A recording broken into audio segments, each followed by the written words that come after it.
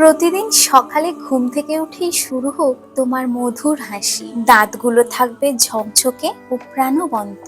আর এই স্বচ্ছতা ও সতেজতার প্রতিটি মুহূর্তের পেছনে আছে Modicare fresh moments kids toothpaste, যাতে আছে টাটকা স্ট্রবেরি ফ্লেভার।